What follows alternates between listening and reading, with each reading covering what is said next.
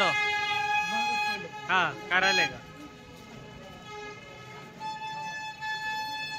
हा हो हो हो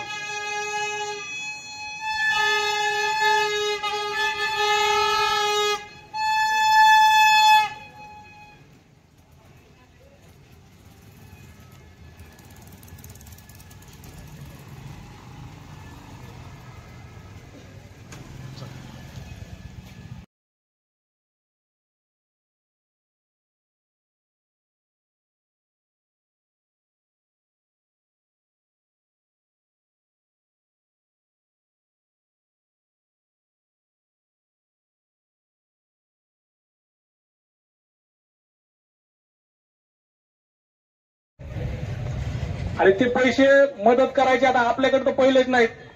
शासनाने सोयाबीनला भाव नाही, उडदाला भाव नाही, पहिलंच आपलं घेऊन गेलेत आणि त्यातून अजून हे मागतेत.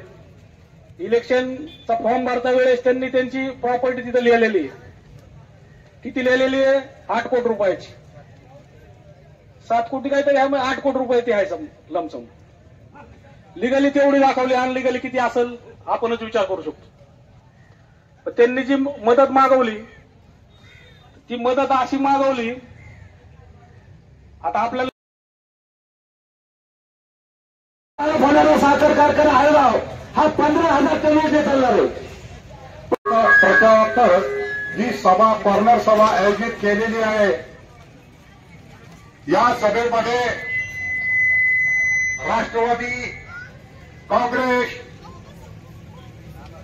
शिवसेना उद्धव ठाकरे वेळ झाला. आपण बरेच अख्खं गावाला वेढा मारून इथं आलेलो आहे. मला आपली कल्पना आहे की उन्हाळ्यामध्ये आपण सगळे फिरलेले आहेत. लगेच 1-2 मिनिटात संपवतो. खऱ्या अर्थानं आज या रोहितदादा पवार यांच्या प्रचारार्थ आपण सगळी खरडा गावामध्ये रॅली काढली. आपल्या कामासंदर्भात खरड्याच्या विषयी घेतला तर स्वराज्य ध्वज असेल तिथून सुरुवात केली तर स्वराज्य ध्वजमुळे आपलं ज्या खरड्याचं नाव सविता विजयसिंह कोलेकर.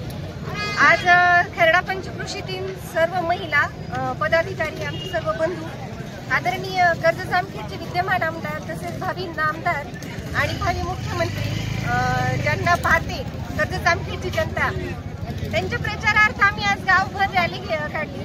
अतिशय छान असं प्रतिसाद दादांना आहे. दादांचा विजय आजच निश्चित आहे, पण आम्हाला फक्त दादांचं लीड वाढवायचं आहे. 1 लाख मताधिक्यांनी दादांचं लीड वाढवायचं. याचं कारण का की दादांनी हाताचा झुला आणि डोळ्यांचं निरांजन करून हा कर्जत जामखेड मतदारसंघ सांभाळलेला आहे आणि याचे साक्षीदार आपण सर्व आहोत. हे कुणीच म्हणजे याच्यावर कुणीच आक्षेप घेऊ शकत नाही. जेव्हापासून दादा आले तेव्हापासून कर्जत जामखेडच्या जनतेला फक्त आणि फक्त विकास दिसत आहे. दादा फक्त कर्जत जामखेडचा विकास करत नाही, अवघ्या महाराष्ट्राचा विकास कशा पद्धतीने होईल या दृष्टिकोनातून दादांचं कार्य सुरू आहे. अतिशय दूरदर्शी, अभ्यासू आणि कर्तृत्ववान असा आमदार आहे आणि हे आमदार आम्हाला भेटलं हे कर्जत जामखेडकरांचं अतिशय भाग्य आहे. आणि मला एक सांगावंसं वाटतं की कर्जत जामखेडचा इतिहास कर्जत जामखेडचे विद्यमान आमदार आदरणीय रोहितदादा पवार यांच्या हस्ते पुन्हा नव्याने लिहिला जात आहे आणि याच्या आम्ही साक्षीदार आहोत.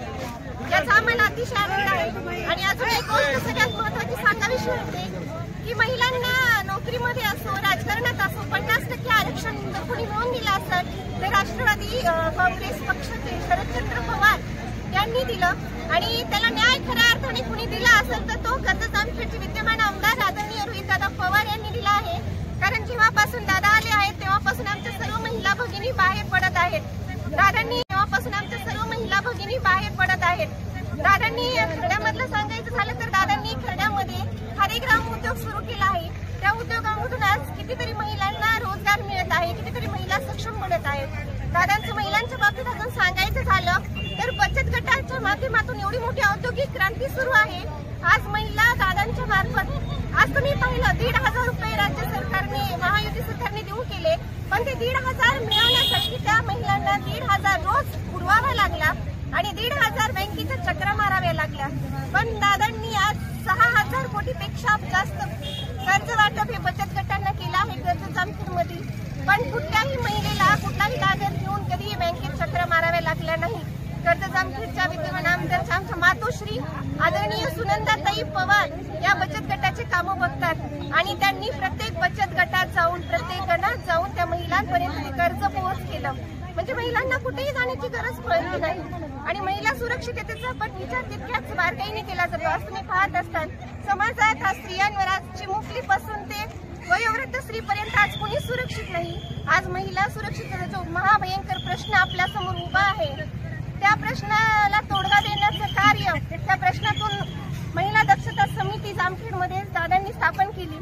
त्यामध्ये कर्जत जामखेड मधील महिलांचा ग्रुप केलेला आहे.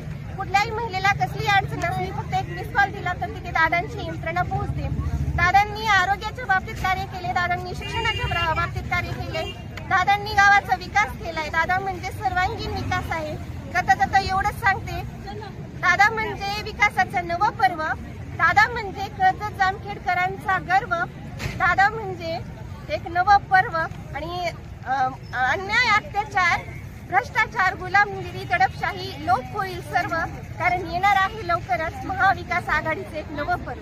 धन्यवाद.